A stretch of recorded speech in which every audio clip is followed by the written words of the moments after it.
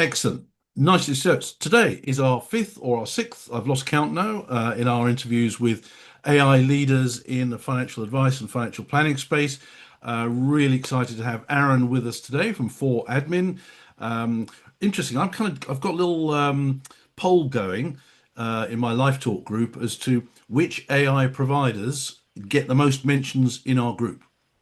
And you're kind of in second place at the moment, uh, Okay. which is good. But we'll explore why that might be in a minute or two. So thank you so much for joining me, Aaron. Thanks to everybody else as well. Really interested to hear your Mm, thoughts on where we're going with AI. Where I've kind of started with these is just to kind of play out what I'm observing from our sort of helicopter position in Facebook. Our Facebook group's been going for 18 years. We've got 4,500 advisors in there, and our LinkedIn group has been going for 18 years as well. We've got about 7,500 in there. This week, I've presented about AI for 8 hours at a couple of different conferences. So forgive me if my voice starts to go, but there's so much conversation around AI at the moment, and it's mm, really interesting. And the purpose of these kind of interviews is just to try and get a bit of a sense of where it's going, what people are thinking about, and to kind of hear how you and your solution will sort of fit into some of this as well. mm. So what I'm hearing from advisors is some quite interesting stuff. We're seeing a certain amount of overwhelm. Um, Suddenly everyone's talking about AI. There's also quite a few AI providers Yeah. um, with subtle but quite important differences. A lot of similarities, but subtle but important differences. So a certain amount of overwhelm, a certain amount of underwhelm as well. Hmm. Some advisors are going, right, is that it with AI? Some are kind of just sitting it out for a while just to see where this goes, which might be a good way of doing it. Although I suspect that the AI snowball is going to get bigger and faster, to be quite honest. So it'd be interesting to get some thoughts on that. But Mm. the five scenarios that seem to be developing are, first of all, that nothing changes. We will employ AI in our businesses as tech, Mm. which is no bad thing. However, personally, I don't think it really moves the profession forward, and it just makes us more efficient. Nothing wrong with that, but to me, I think we're missing out on a big opportunity. Second scenario, which does come up quite a lot, is that we end up with no more financial advisors, Yeah. which is an interesting one. It's a scenario. It's feasible. However, Eric Schmidt was talking the other day on the TV about AI and this specific point, and he said, um, a lot of people talk about accountants are going to disappear or lawyers are going to disappear. Sure, certain jobs might disappear, but he said he thinks that actually we're going to need more lawyers and more Mm. accountants doing more complex stuff faster, Yeah. which is good for everyone. Third scenario is to me well, we end up with more financial advisors because of the opportunities that AI gives us, and more financial advisors perhaps going into different markets.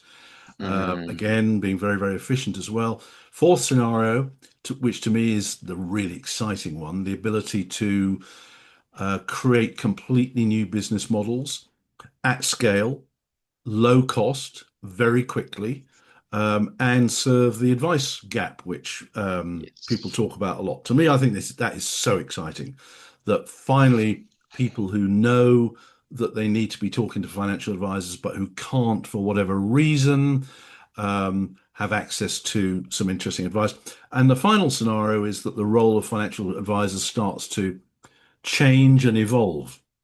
Now, that has actually already started to happen when the likes of George Kinder started appearing in the UK talking about life planning, financial life planning. Mm. We were starting to put one foot in perhaps the life coaching world. And I know a lot of financial advisors aren't wild about being compared with life coaches, but in many ways, that's exactly what some of them are actually doing. And with Yeah. life expectancy changing, it is entirely feasible that you could end up with a financial advisor with a client for 50 years or so. I'd love your thoughts on that Mm, splurge. yeah. No, I think it's always useful when you're talking about AI to take first just a slight step back first from the industry a tiny bit first, because I feel like everyone's introduction to AI was maybe ChatGPT, virality. Then in my industry, these are the tools people are applying. And that is overwhelming and underwhelming in some cases, as you say.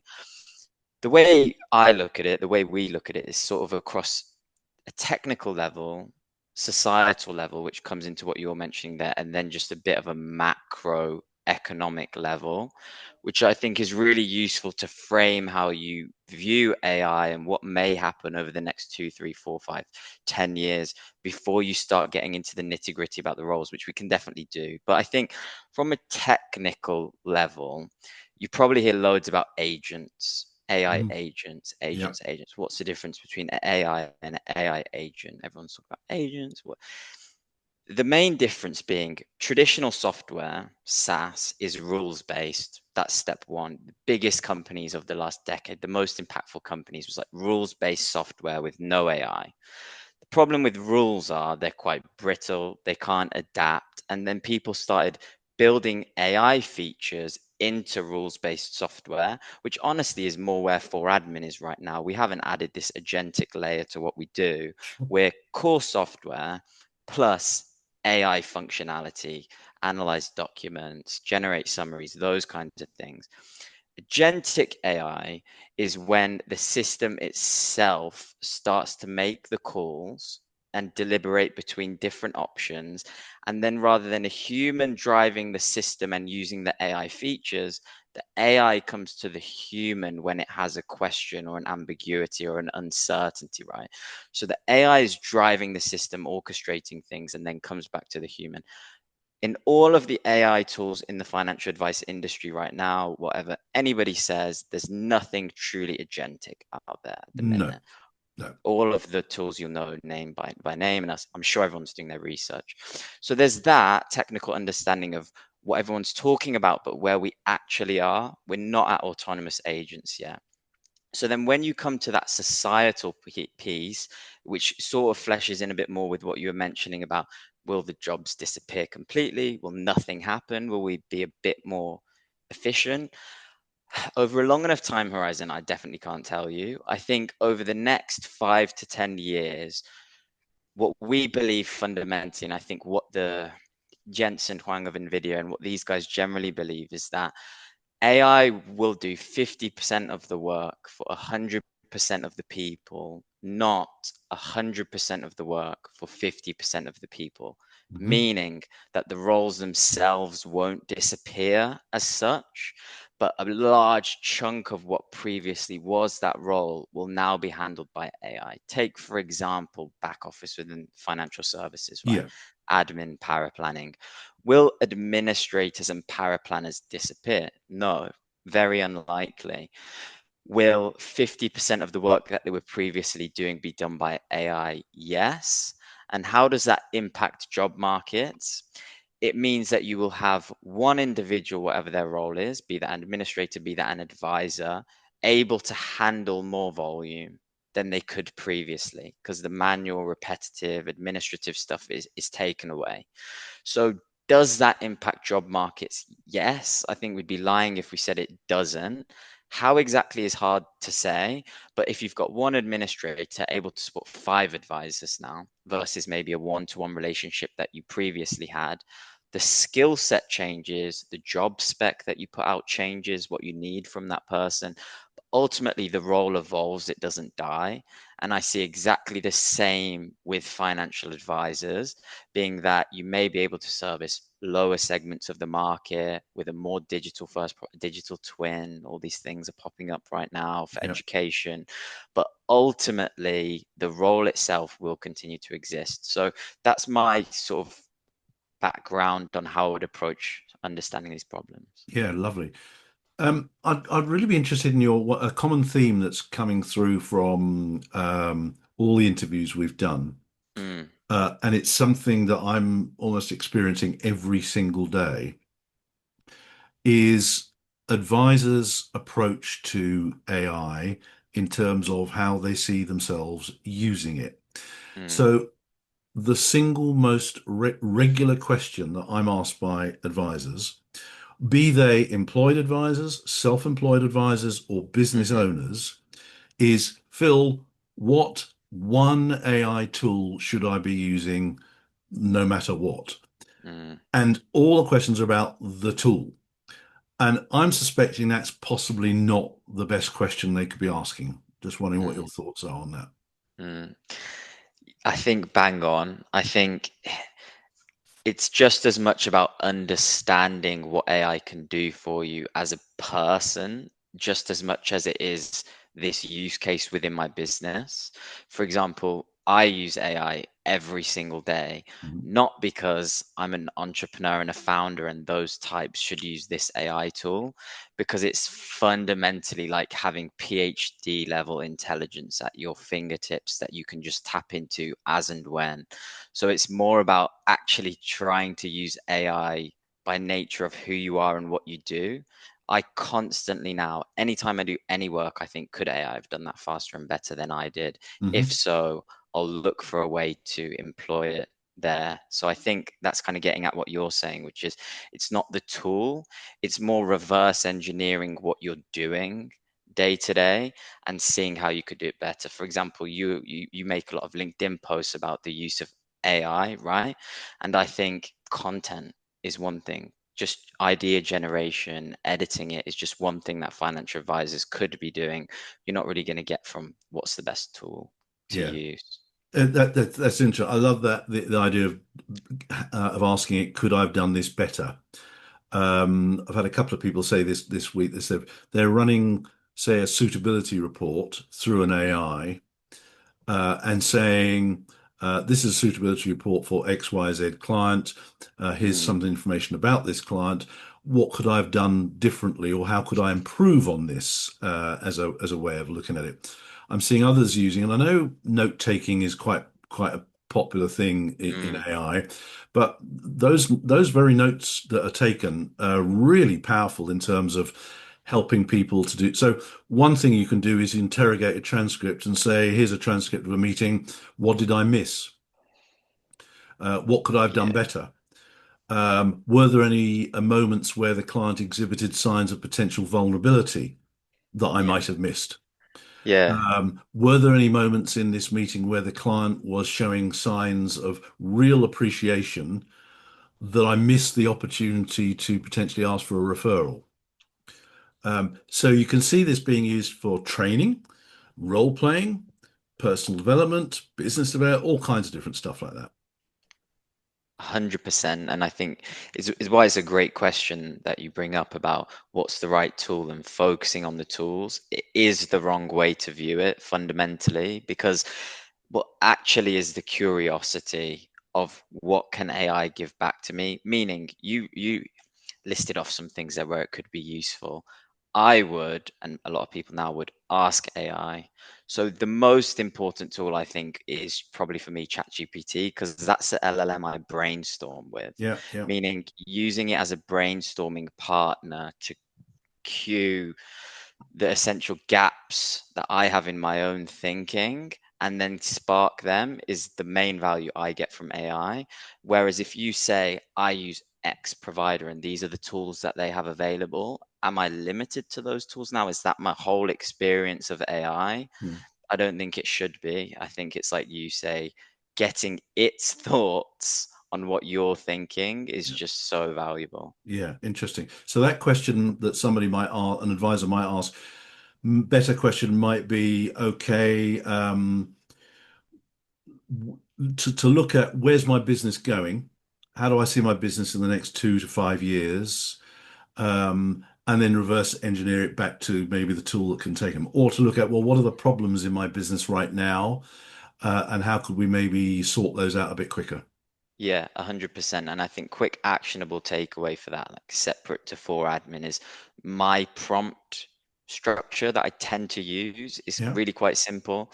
It's a range of four different things, which are role, context, task, and output. So pretty much every prompt within reason that I put into GPT. I say role, take on this role. Yep. Context, this is my context. Task, this is what I want from you. Output, how do I want the output?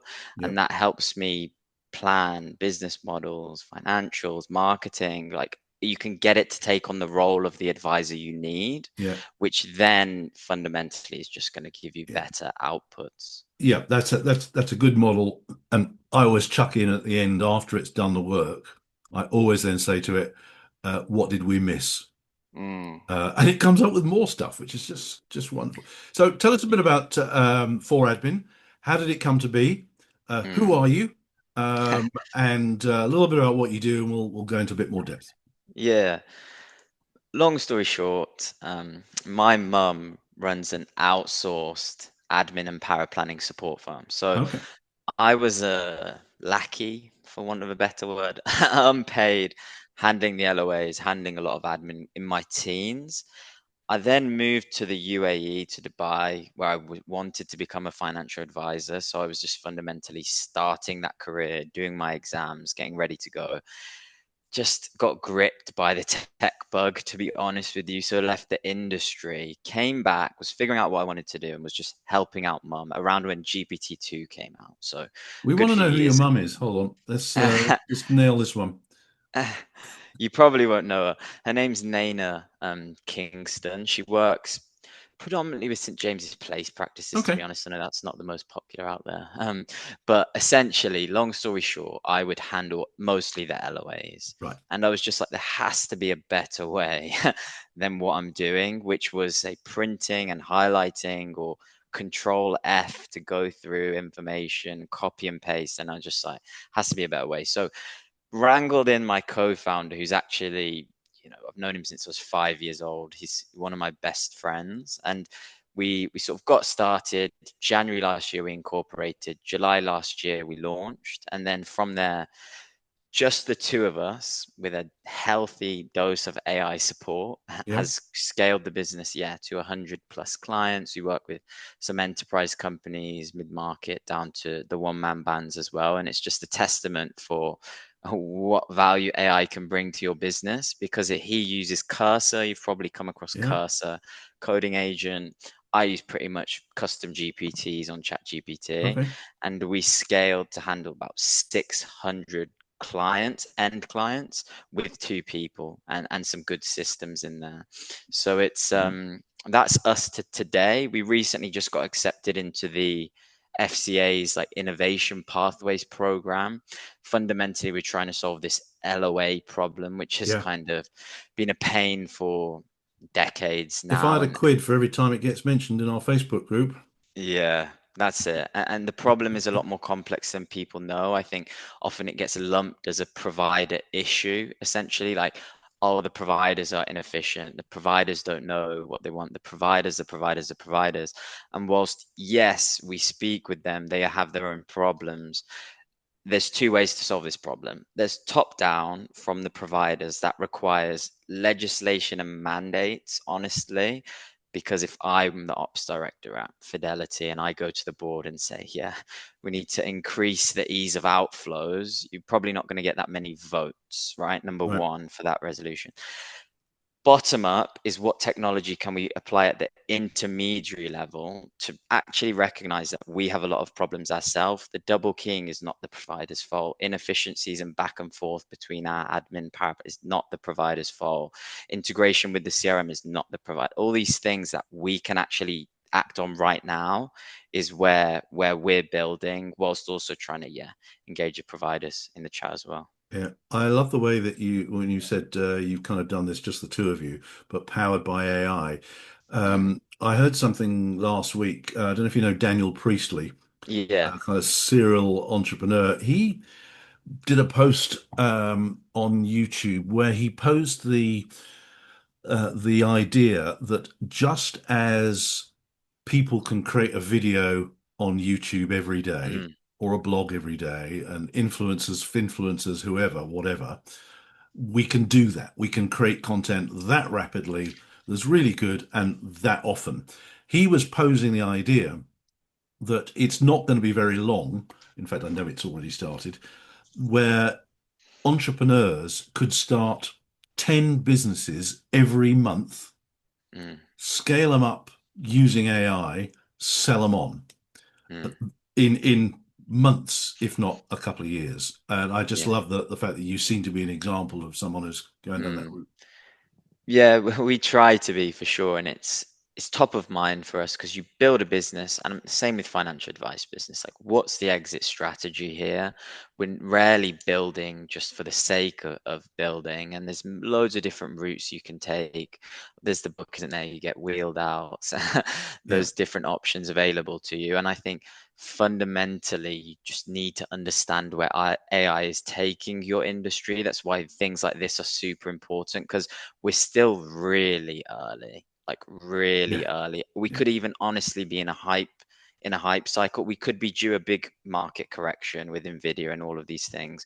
Same thing happened with the dot-com boom, but would we say that anyone who bet on Microsoft in 1998 was wrong? No, yeah, they were right. It was the platform shift it was always going to be. They were just a tad early, and you may see that with where we are with AI now. We'll see how it plays out, but yeah, we're definitely AI first yeah, yeah. at 4admin. Okay, so let's get into the guts of what your solution does. We're really interested to hear Mm, that. Take us through that. And then I'm yeah, happy to sort of hand over to you. You can give us demonstrations, show us what you do, really give us a sense of yeah, the capabilities that yeah. advisors can expect. Yeah, that's it. And then we touched on it there with the problem we're trying to solve. I think that LOA problem, really, if you get into the weeds of it, is broken down into three parts, which can increase your turnaround time. So you've got submitting the LOA to the provider and hounding them to get the initial response back, which is always a standard pack, regardless of what you asked of them. They get you a standard pack. Loads of reasons for that. Second step is analyzing what you've got, key features, charges, major details, flagging what's missing, that bit there. And then the final bit, which we think really does get overlooked, is the additional information requests you have to make when you're mapping this standard response to your compliance requirements, like internally or from your network or whatever it is. That then leads to calls and emails to the provider to gather that info. So there's those three parts which lengthen turnaround times. First part is slightly outside of the advice firm's hands, truly, like Yeah, with those turnaround times there. But the next two are fully in our hands, which is where we focused our build up until now. And it'd be helpful just to sort of illustrate it really. please So do. I Yeah, will share my screen, show you how this works. Let me know, just give me the nod if you can see that. Yeah, yep, yep, we're there. cool. And then first things first, just like to point out, ignore the names. I know Elon's not anyone's favorite anymore. These guys have been on here for a little while. But essentially, what are we looking at? These are dummy clients or cases in our case. And under each of them, you can see that they have five policies. This could be one, this could be four. Usually what we see through 4admin is pensions and pension consolidations, but we handle different policy types. So say I were to jump down into Elon, you can see all of these different policies which we've had back. If I jump into each of them individually, you're going to see the AI expertise that we have, which is unstructured document processing, meaning we can take any format of a provider pack, that standard response, whether that's lists or paragraphs like this, and put it into this standardized data extracted format here on the right hand side. That's going to work, like I say, across any different provider format. So we'll have an Aviva, completely different type. Here's your standard format, again, with, say a Nest, for example, right? We can handle any info you get back by a PDF and put it into this format. So what we will then go and do, let's jump into, say, Royal London. We spent a lot of time trying to automate this, what we call straight through processing, meaning 100% accuracy 100% of the time, and we can push that data around. What we found, as you guys probably know, is these documents can be quite complex, especially legacy policies, financial terminology, even down to kind of the different terminology used by provider. Yeah, So we believe, and this is sort of comes on to what we were talking about earlier, you'll always need a human in the loop in this step, which is validating this data that has been extracted by the AI real quick before we Mm. use that data in other places. So, what did we do to streamline that validation step? I mean, a few things. We've got confidence scoring here. A lot of people are worried about trusting AI. I don't trust AI. What did it decide? How do we give the user the transparency and the explainability? Confidence scoring, really useful. Page citations, so extracting the exact page that AI got its answer from, again, really useful. But as a user, best thing is this highlight feature. So essentially, what I can do is click next highlight, and it'll take me to the part of the document where AI got this answer from for me, where from I can make any edits or add any level of detail that I see is important. I can do that sort of the whole way through the pack, go to the start date, go to the plan value, go to the lifestyle strategy, just jump around the pack and understand why AI has given me that answer. Now here you can see the confidence scoring slightly flagging a lower confidence for this field. So you might want to jump there and just see exactly why AI's picked up this answer for you from the pack Hmm. and understand the reasoning behind it. So that's essentially, yep, there's some more info here. Core AI bit is us taking those packs and getting that data standardized.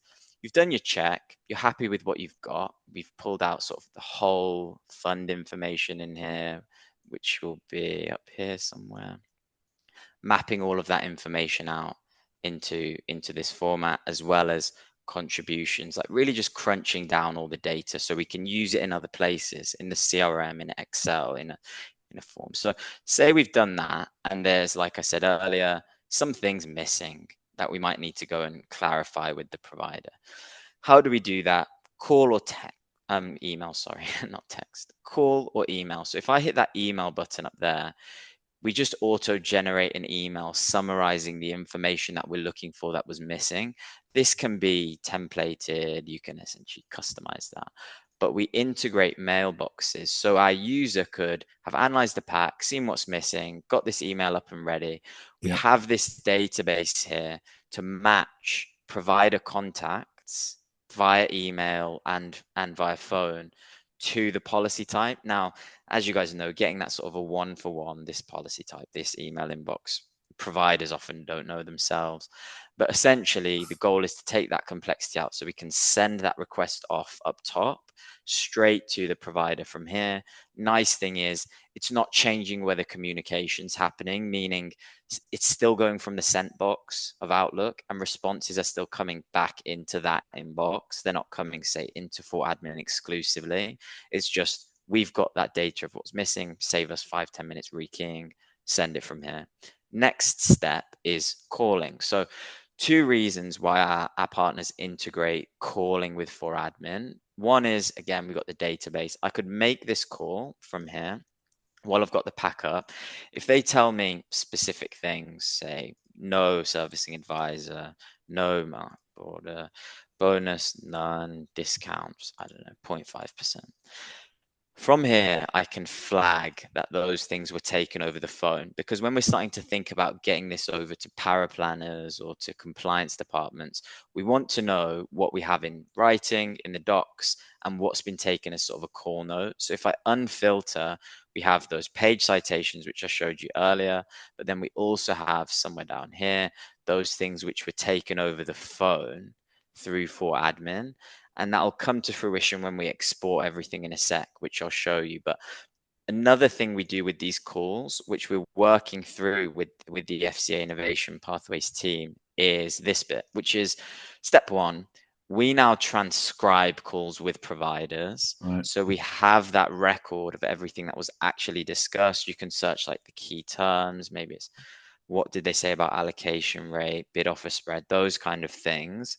But up top, we have the summary. So who called who, date and time stamp, which again is just going to go into the information for this case when it gets written, which I'll show you now. So essentially, when we're done, go to one that's a bit more complete, maybe James.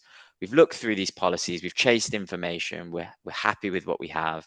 If I hit that compare policies button here, I can now just start to look at these policies side by side and see, are there any gaps? Is there anything missing that could lead to some back and forth with the paraplanner when I share this case with them? We want to stop that now. Yeah. So essentially, compare them side by side. Some of these things, of course, you're probably good to progress without.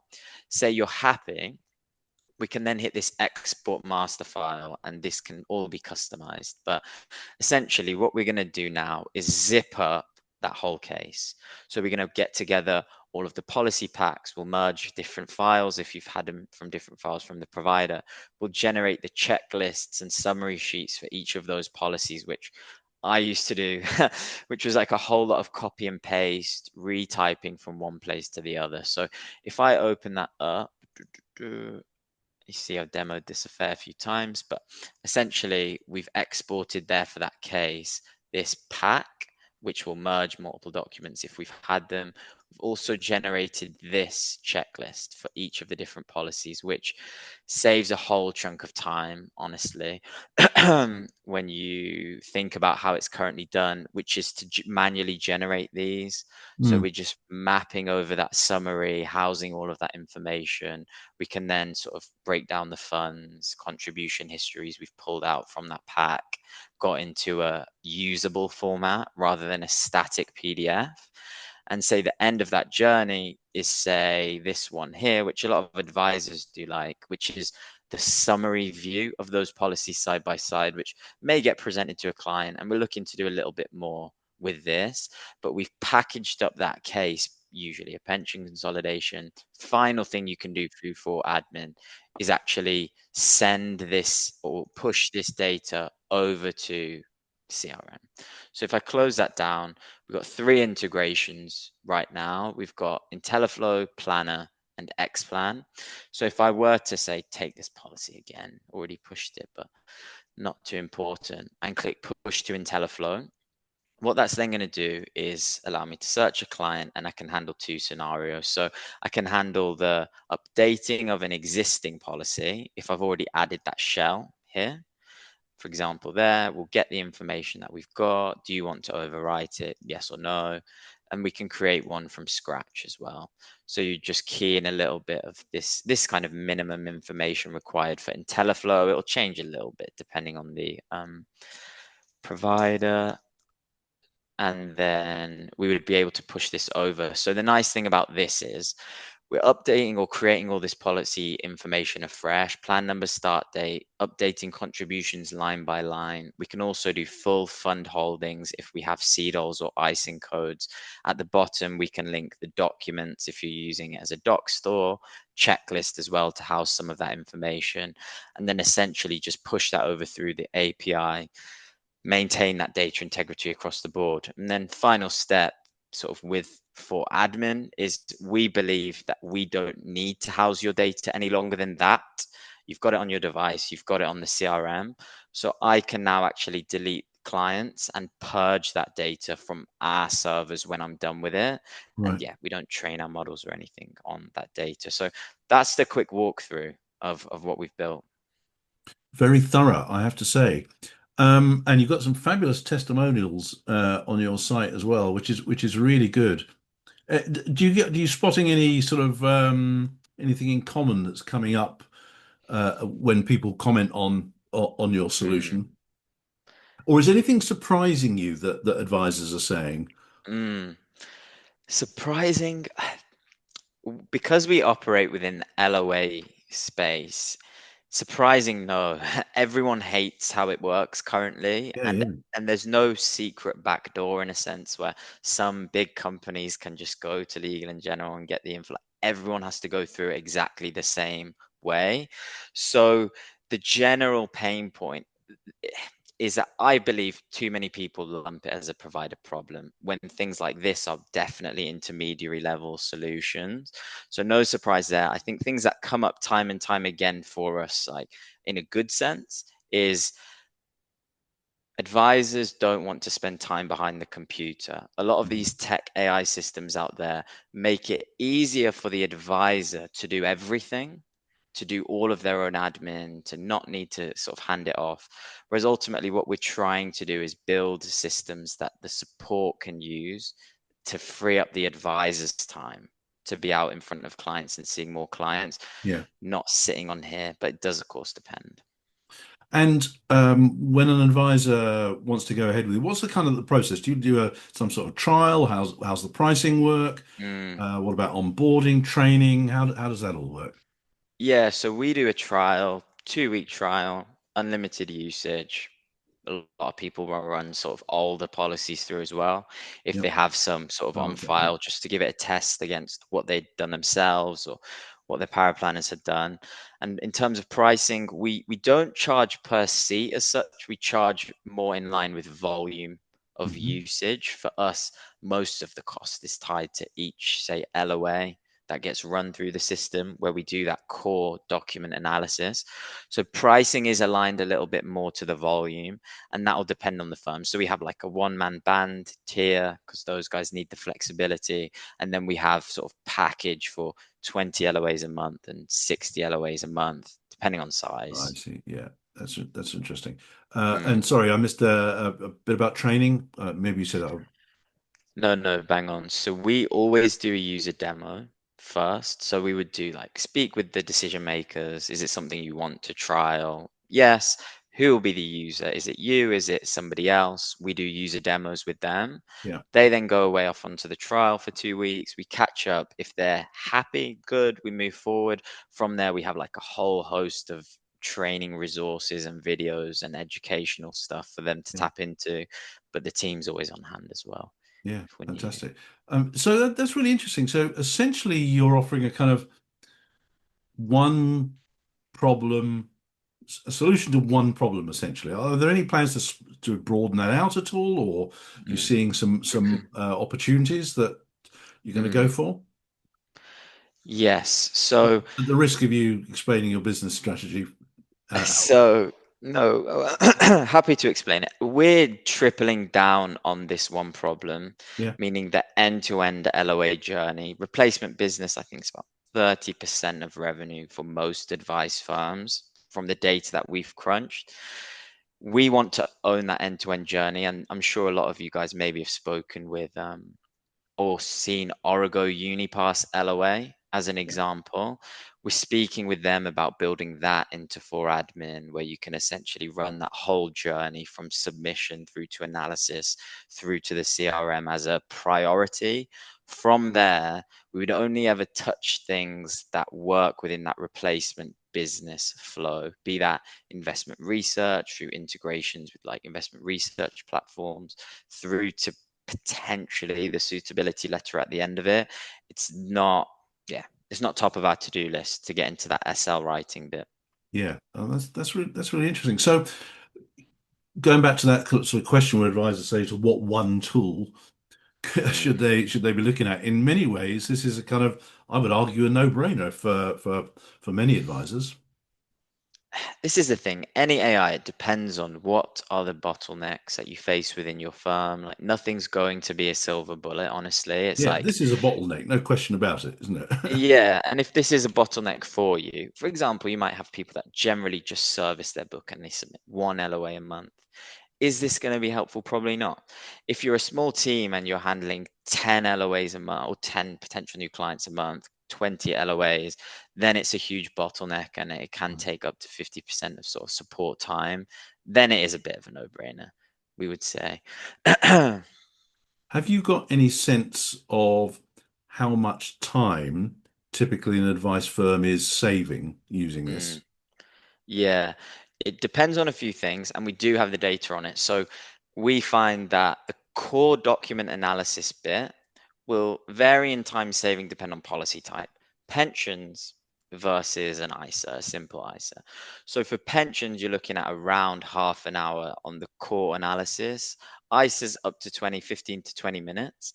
Then it also depends on what integrations of ours the firm is using. So if they're on an IntelliFlow or a Planner or an X-Plan, they use our CRM integration and our calling integration. The time saved per policy does stack up significantly, up to about an hour plus on Yeah. each policy.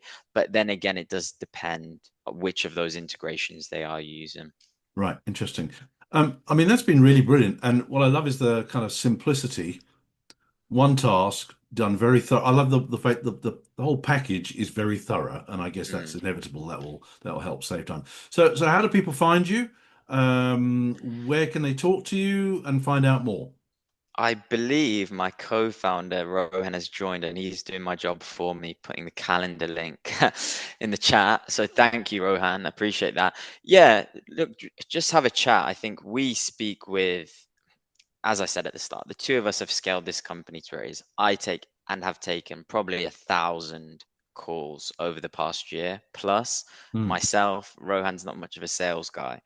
As such, I think we have probably one of the best understandings of this problem in the market. So if it is a problem for you, like let's definitely have a chat. We can look at getting you on a free trial if you want to test it out. If it's not a bottleneck for you, I'm always up for a chat. I love to ramble, so you can book in as well. Absolutely fantastic. Rohan, he says you're not a sales guy. What do you have to say? Tell us why advisors should be using this.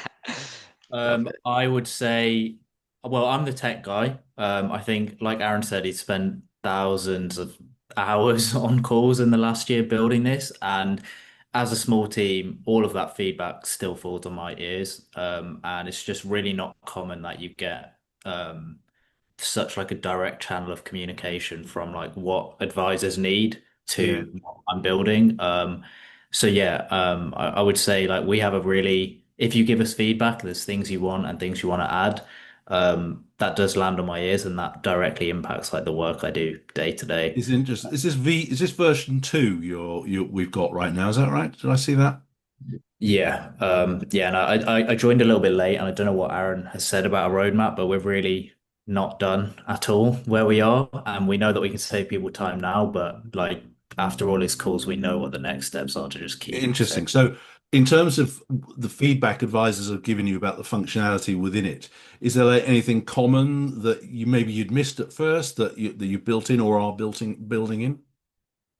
Yeah, it's sort of what I mentioned there. Everybody says, this is great, but we want something end to end. Like, this is great, but we want from submission through to this is the final analysis of that policy. And Yeah. that's one of the limitations with, say, Origo Unipass, is they just do the step one of the three steps, whereas we want to build that end to end journey where it's literally submit on 4admin, that goes, comes back in, gets pre-analyzed, you do your check, and then from there we basically push that data straight through to wherever you Yeah. need it. Interesting. Claire says this would absolutely be the most useful tool to save time. It looks fantastic, huge time saver. So we're there with True Potential. They sat on an Origo webinar last week, and your system looks way better. Can you remind me of costs? Yeah, so I mentioned there the two different variations. So we have the one-man band tier, which is sort of a platform fee plus a usage model so that they can have alignment with the variation that they Yeah. might have month to month. So that works out to £65 per month platform fee plus 3.95 per LOA, Right. which they use.